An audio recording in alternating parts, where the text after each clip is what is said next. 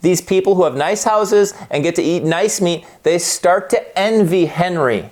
And they start to resent him, and they start to kind of hate him, even though it's super fair what he did. In fact, they've tremendously benefited from Henry's ingenuity. Yeah. But still, there's just something about giving him the best cut of meat every fucking day and watching him go into his palace and sleep in his nice bed, that even though it's fair, they still fucking resent that motherfucker. I know, it's like you're making a comparison between Bezos and Elon Musk. We now bring you Enter the Freud.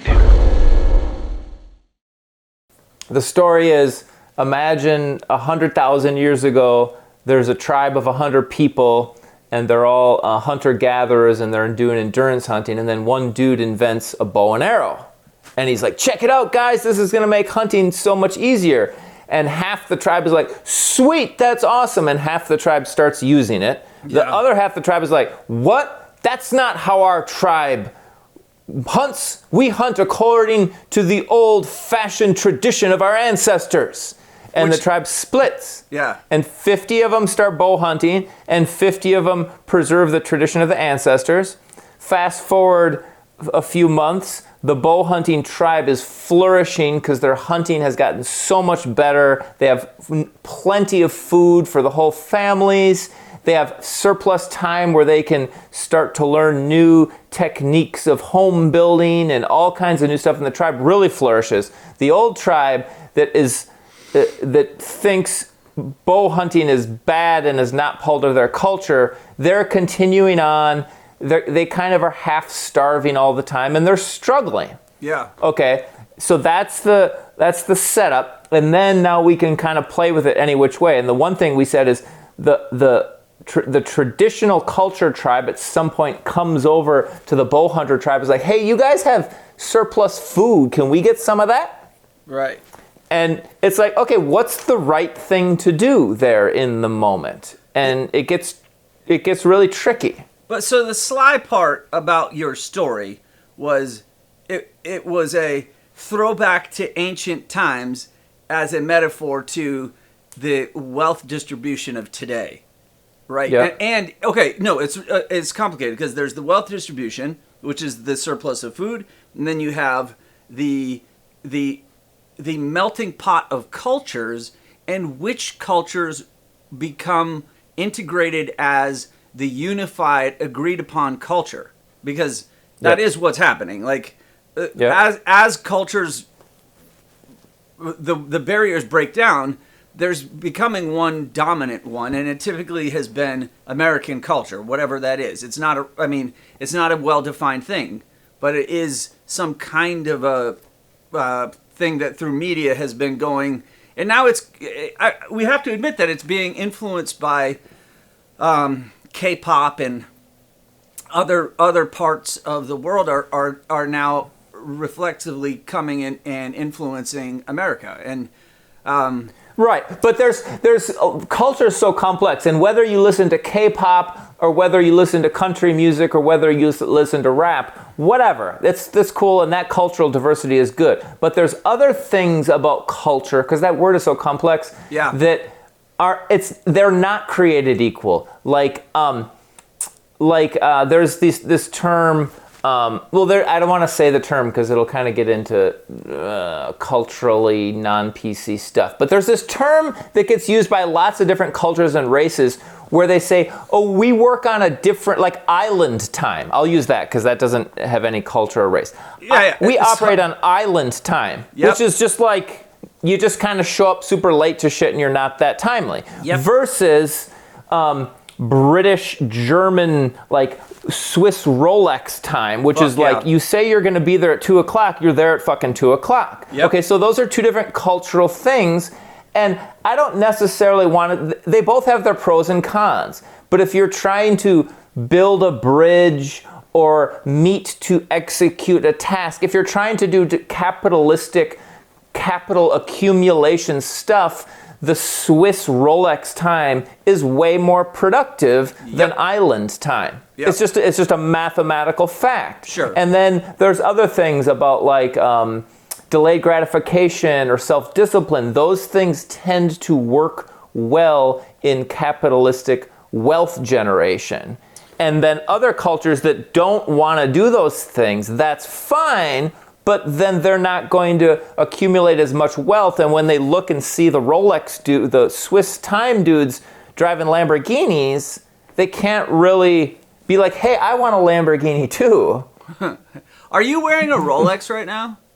No, I never wear a watch. Oh, okay. Well, because I just want to point out that the difficulty of being two white dudes here, and you're one of your names is potentially German, right? And so, like, there's some kind of potential bias here towards the way, like, you and I are sitting within one culture predominantly, other than the fact that I grew up in Asia and am probably more Indian than whatever the fuck my cultural heritage is, right? Like, but that's, in case anyone hasn't figured that out, like, India has been completely infiltrated by British timeliness.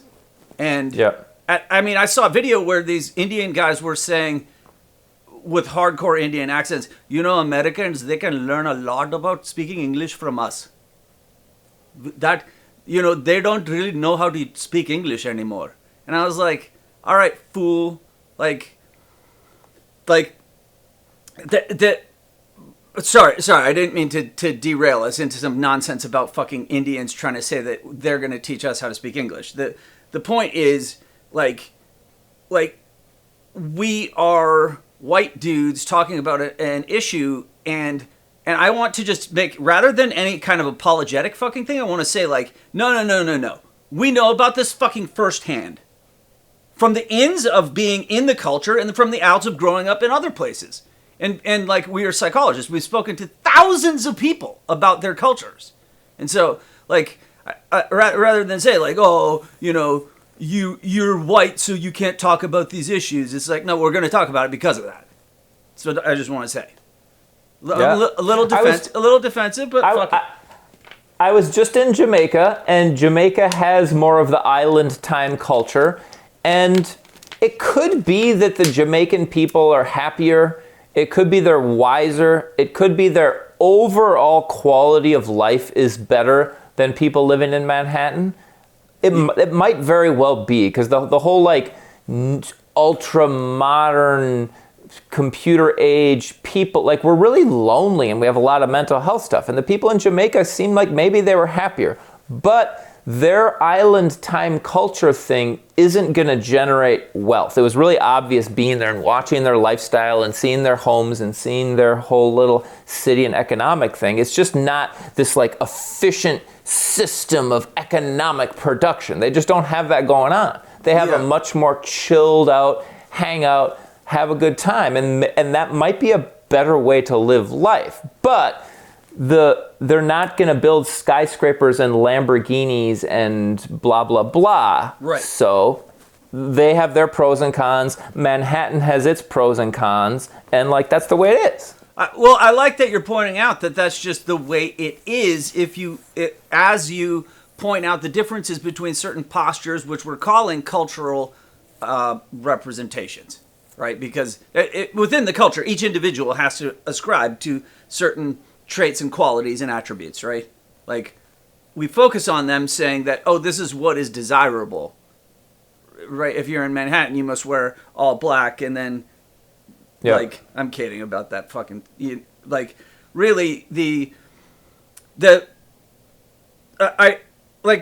it okay to just say that Jamaica is not as prosperous as Manhattan because of the fact that, and this is I'm setting this up completely as a absurdist statement, right? Like, Jamaica is less affluent because of the fact that it hasn't adopted certain absolutely cultural norms, right? Right, and it's like, well, no, someone would say, like, oh, New York has been there longer. New York is based on slavery. Jamaica was enslaved. Like, like they never had a chance because of they were robbed of their like that. This is just a constant argument to try to make to almost to nullify what it is that you're trying to state, right? Yeah, and the now I want to be more complex than I'm being right now. I'll try to get to the greater degree of complexity, but I want to simply make this point.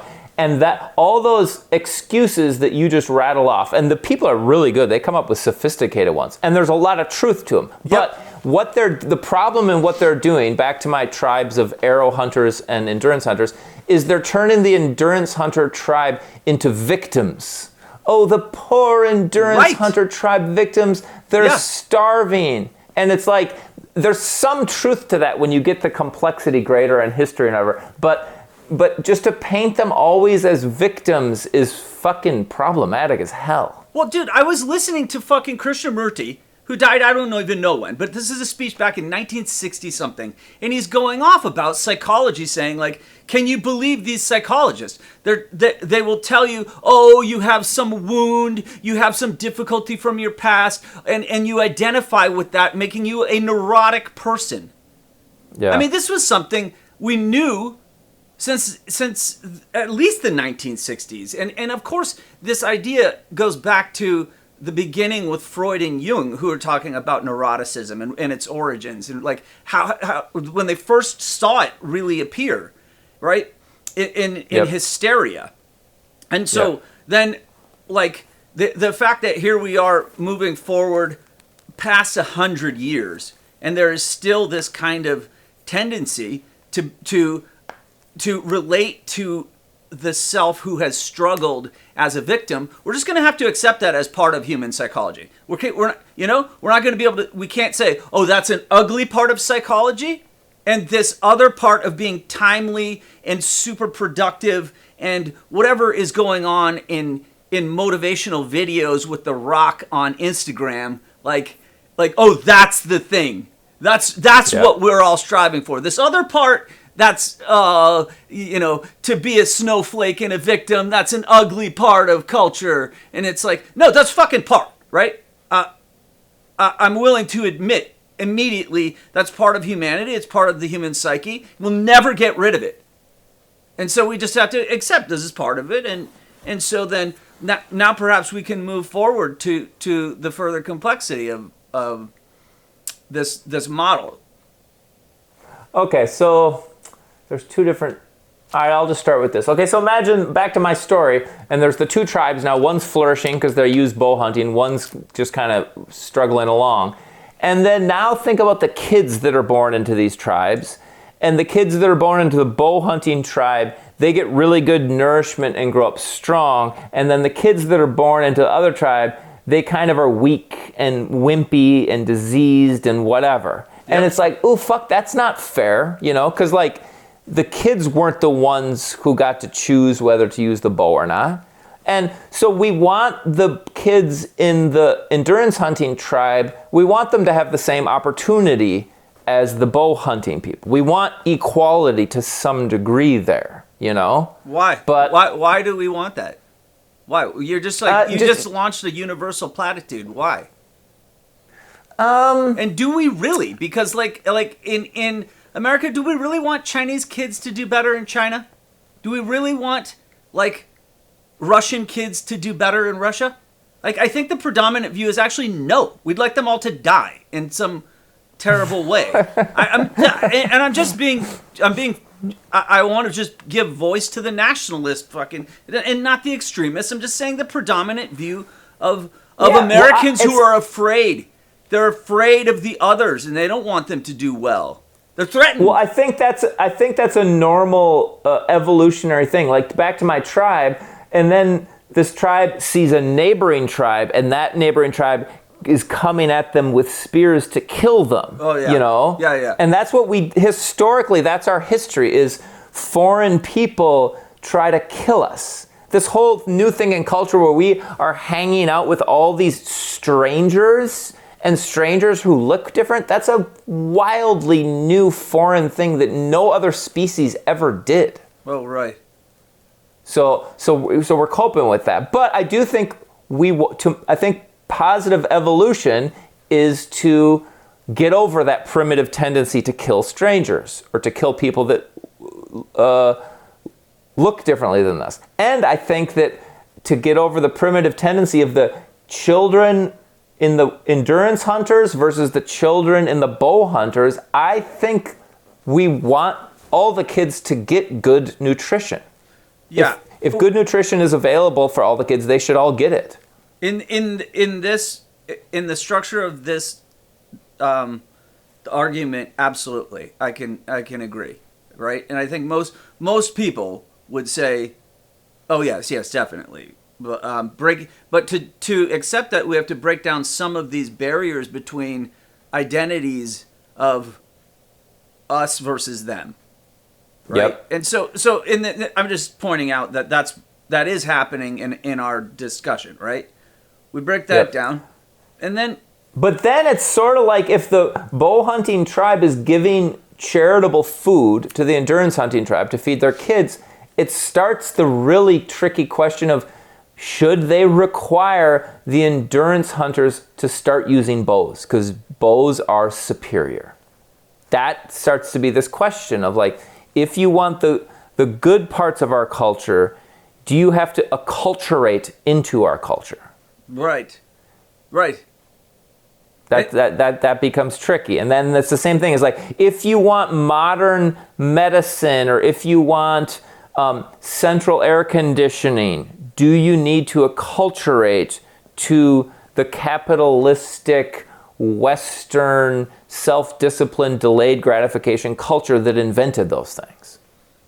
Yeah, well, you got to pay for it with money that you have to earn, right? You don't get or if your kids are broke and they have no health care and they're going to die of scarlet fever, and you go to the ER to get a little penicillin to cure the scarlet fever, you should do that. But at that point, maybe there needs to be some admission that, okay, maybe I need to change my cultural things and start adopting the cultural beliefs that created this penicillin.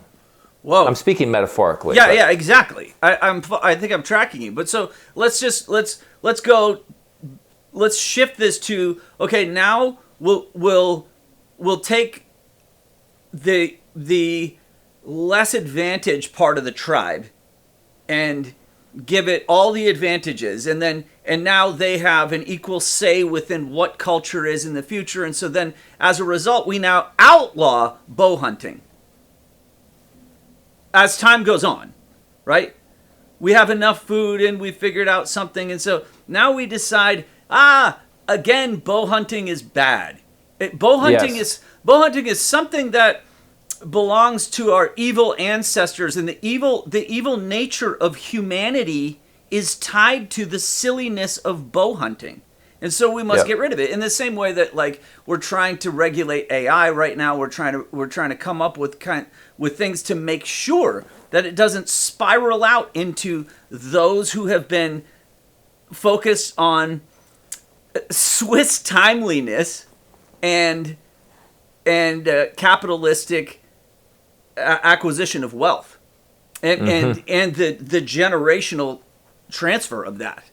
Right, and so there's a big fear of like, well, we're just going to take that model, and then with higher levels of technology, meaning like super bows, we're going to like make a giant divide in society. Like everyone who makes a company that is worth $1 trillion, like all individuals in the future, and there will no longer be like Google where there's hundreds of thousands of employees. It'll just be one employee owns Google, and one guy has no employees, and it's all AI running the whole thing, and he's worth $1 trillion. And there's like 1,000 trillionaires, and then everyone else is somehow just like enslaved. That's the fucking fear. Yes. That's the fear of this super, like you follow this pattern, which literally has been happening since the beginning of time. The pattern of like there's an adaptation, a use of some resources, cooking with fire, like whatever it is, and then those people fare better, and their genes get their genes mutate towards further things, which have now produced rockets and satellites and quantum computing. Like, dude, I just got a MacBook, which I didn't get the M3 chip because it's really bullshit. Like to get it to max out on the M3 is like $7,000, and so I got the M2 chip maxed out. It literally is like almost 100 fucking gigs of RAM. Like, I don't even. Wow. I think I can just mine Bitcoin with this fucking thing. Like, Yeah, no shit. it's literally a beast. And then, Yep. like, what am I gonna do with this? Clearly schedule myself and or my son to become one of those lonely trillionaires. To become one of those lonely trillionaires. Like, what? Okay, let's just a little bit steel man the other side, because there is truth to the other side. And I've experienced it a little bit firsthand. There's truth to all of these sides. Sorry. Yeah, and we just have to give voice to the other side that we're not giving voice to, because I'm experiencing it firsthand right now. So I'm kind of a workaholic, and I'm super planned in strategy, and I started my business and then I expanded, but instead of just starting a business, I also bought buildings, and then I bought more buildings, and I just am kind of a workaholic. And so over the past 20 years, because I'm a workaholic and I'm good at this like Swiss strategizing and planning money, I've amassed a pretty good foundation of money, which is fine, and I wasn't really that rich. But then when you start to have enough money, now you start to have money to start to invest. Yep. You have this extra money that you don't have to worry about. And then because I'm a freak, I like start freaking out and analyzing and learning about investments, and then I start getting obsessed with that, and then that money starts snowballing and compounding. Yeah. And now it's like in the past year and probably in the coming couple years, my wealth will double and quadruple and octuple. And it's like, wow, I'm gonna make way more money playing with investments than I made in 20 or 30 years of actual hard work. Yeah. And so it's sort of this snowballing, my stepdad calls it falling up. It's like, whoa, suddenly I'm gonna get really fucking rich. Yeah. And I don't feel like the way I'm gonna get really, really rich doesn't really feel like I'm contributing much to society. It feels kind of like a problem in the system, that once you have enough, that money makes money, and that you can play these games, and then the better you get at the game, the better you get at the game, and the more you win at the game. And that doesn't feel right. Why? And Why? whatever. But Why isn't that right? Because it's like, I'm not, starting like a year or two ago, I'm on this new level of wealth creation. Yep. And I'm not contributing hardly anything to society. And I think it's just going to ramp up and get even more. And so in terms of like working and the reward for working to contributing to the collective, Yeah. like I think I really actually worked hard and contributed a lot to the collective by creating a clinic and training therapists and providing therapy for hundreds of people. So Thank you. being rewarded well for that is fine. Thank you for And- acknowledging that. And But now that foundation I built has put me into this financially privileged position where now I can quintuple my wealth by not really contributing to society. but let's just look at this as potentially chess game, right? And if you were somebody who is learning how to play chess, and you fundamentally have the basic skills, and you play back and forth hundreds of games, and you contribute to the joy of playing chess, and it's a good match in the end, and both people say, wow, wow, wow. But at some point, you start to realize, oh, wait a second. I can actually see much further than what the next move is. I'm now planning the move Yeah, totally. after the next move, and it's Yeah. like, well, what And what that's- what is yeah. that?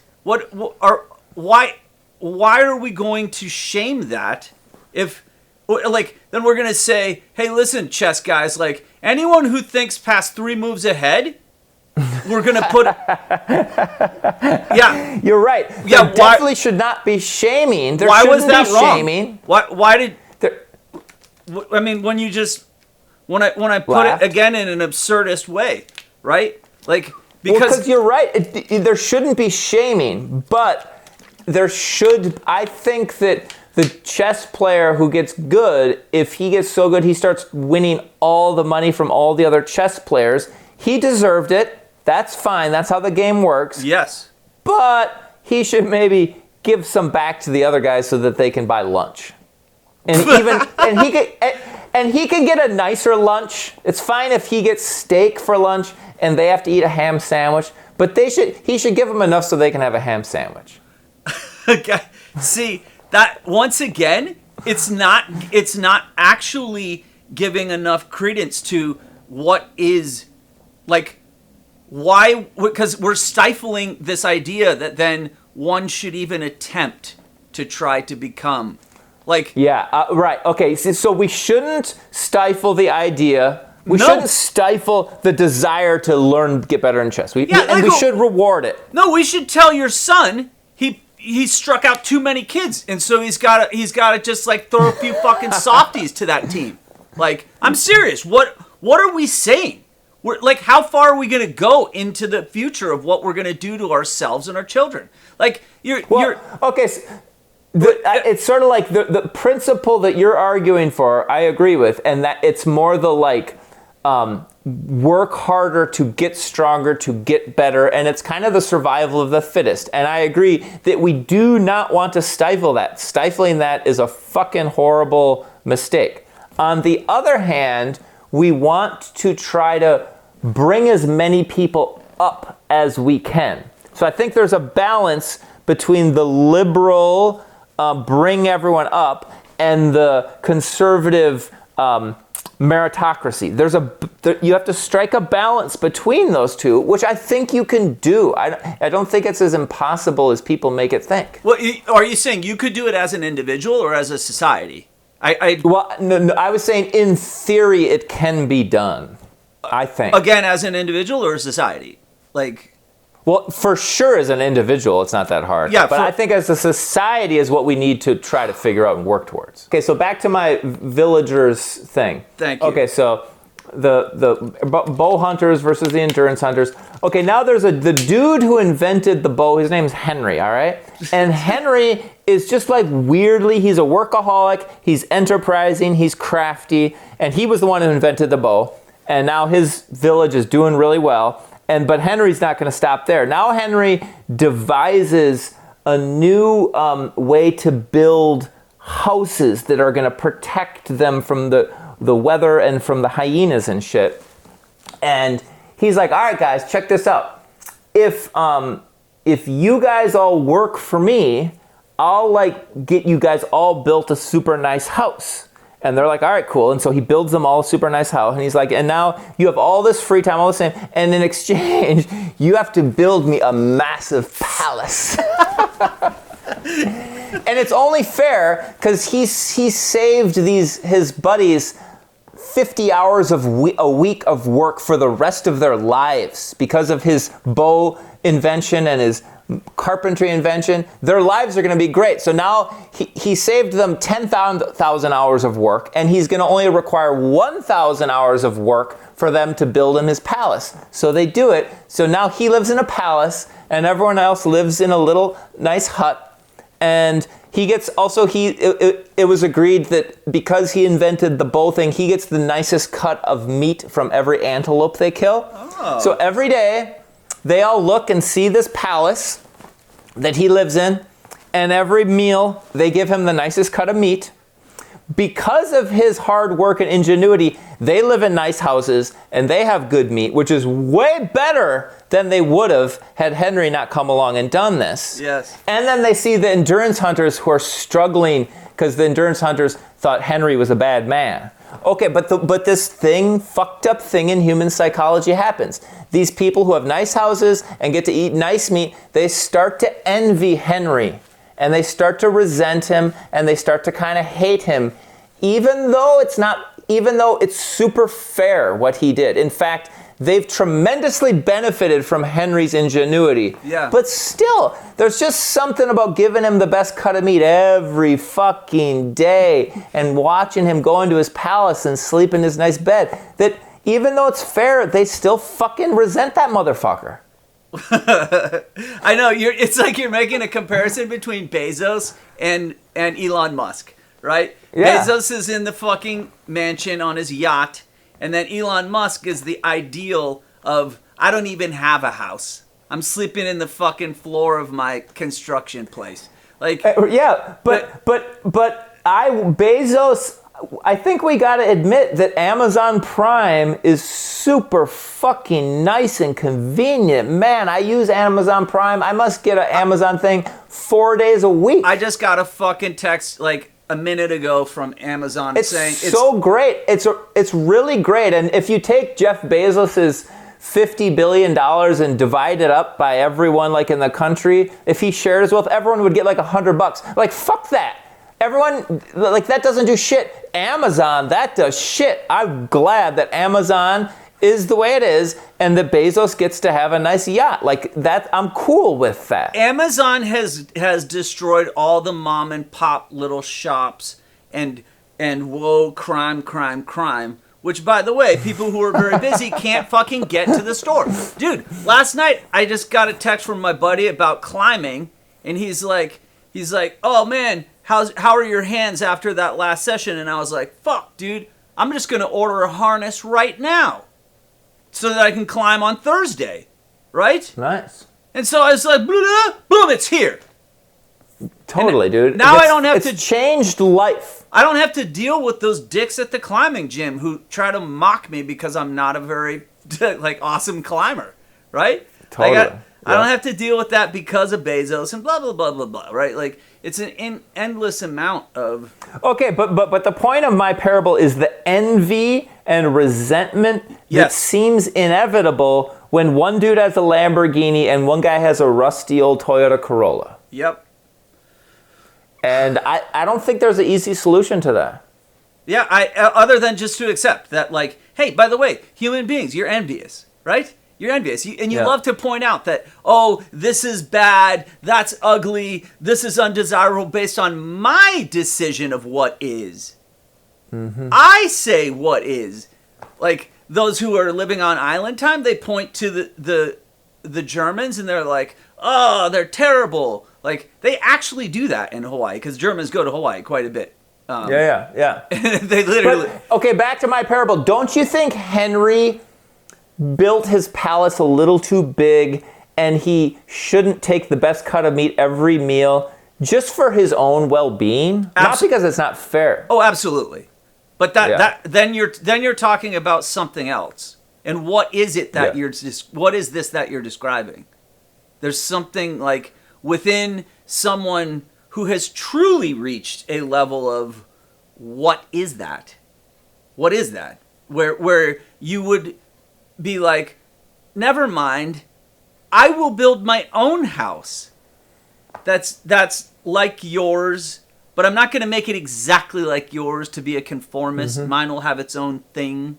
But no, I will not make it so extravagant as to what? To lord over the others. And like, right, that's the thing. And if he eats the same cut of meat every day, he's going to die of cancer. He's not even going to get all the nutrients from the liver and organs, right? Goofy guy. He would have it all wrong, actually. he would end up askew. But I think really what you've just pointed out is probably the most important thing. Please edit out all the things where I was whining and crying in this video. Because this last part is fucking fascinating. What are we saying? Somebody who has worked like a motherfucker and been crucial in the advancement of our cultures and societies. And then, like, what are we saying? That at some point they should also then become altruistic in a way. And I don't mean to get that confused with that whole altruistic movement of the Apple guy. Who the fuck is that? The guy who's now like the expert on vaccines and running around. Bill Gates? Yeah. Like that. What's that altruistic movement called that they're all involved in? I have no idea. Well, they're like the same with the Berkshire Hathaway guy. They're like taking half their income and putting it like Bill. Oh yeah. I know what you're talking about. Yeah. Right. They're dedicating a certain amount of their. I don't think it's half. Yeah. It might the be, billionaires are all like donating half their income to charitable causes. Yeah, totally. Which is awesome, and that's kind of essentially what I'm talking about. Yeah. It's called something altruism. But here's another angle on it because this is interesting.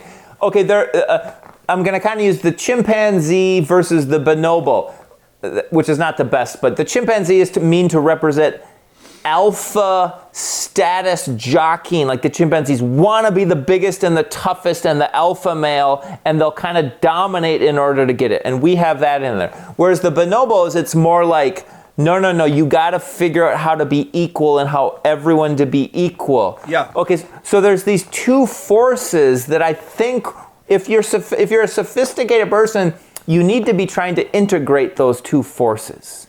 And I think when sometimes the Jeff Bezos, I don't know about him particularly, the Jeff Bezoses of the world aren't integrating enough of the bonobo thing.